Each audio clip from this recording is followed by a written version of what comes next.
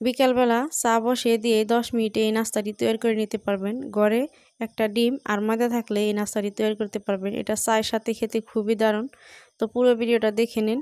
তো প্রথমে আমি একটা ডিম নিছি, ডিমের মধ্যে দিয়ে দিছি 1 বাটি পরিমাণ চিনি। চিনির মধ্যে সামান্য একটু লবণ দিয়ে ভালো করে ডিমটা এভাবে ফেটিয়ে নিছি যাতে চিনিটা গলে যায়। তারপর আমি সামান্য একটু এলাচের গুঁড়ো, সাদা এলাচের গুঁড়ো দিলাম আর হাফ চামচ পরিমাণ বেকিং পাউডার দিয়ে দিছি।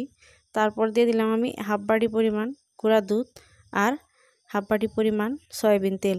তারপরে সব উপকরণগুলো একসাথে ভালো করে মিশিয়ে নিলাম। তারপরে দিয়ে দিলাম আমি ময়দা।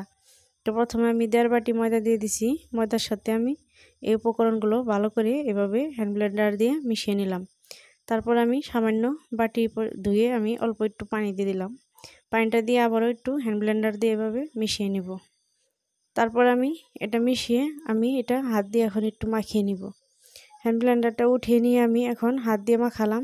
একটু নরম হয়ে গেছে তাই আমি আরও হাফ বাটি ময়দা দিয়ে দিলাম। ময়দাটা দিয়ে আমি আরও একটু মাখিয়ে নিব। আর এটা কিন্তু একটু আঠালো ভাব হবে আর একটু ঢিলা ঢিলা রাখা লাগবে, তা না হলে কিন্তু এই নাস্তাটা খেতে ভালো লাগবে না আর শক্ত হয়ে যাবে নাস্তাটা।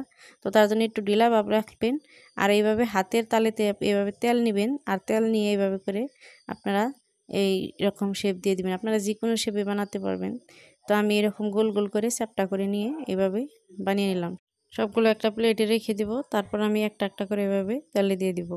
তো তেলটা কিন্তু আমি হালকা গরম করে নিছি। আপনারা অবশ্যই তেলটা হালকা গরম করে তারপরে দিয়ে দিবেন। আর এটা মিডিয়াম আঁচে রাখবেন। তারপর এটা কিছুক্ষণ পর এভাবে হালকা উল্টিয়ে দিবেন। তো দেখুন এক পাশটা যখন হালকা হয়ে যাবে তখন এভাবে উল্টিয়ে দিব। তো এভাবে কিন্তু এটা উল্টিয়ে পাল্টিয়ে একদম এরকম লাল লাল করে ভেজে নিব আমি। এটা কিন্তু ভিতরটা একদমই সফট হয় আর উপরে কিন্তু একদমই ক্রিস্পি, খেতে খুবই ভালো লাগে। তো সবগুলো বানিয়ে আমি এভাবে তেল ঝরিয়ে নামিয়ে নিলাম। তো এটা দেখতে যতটা ভালো লাগে আর খেতেও কিন্তু ভীষণই মজার। আপনারা অবশ্যই বানাবেন আর খাবেন। আর ভিডিওটা ভালো লাগলে লাইক, সাবস্ক্রাইব করে যাবেন, শেয়ার করে যাবেন। আল্লাহ হাফিজ।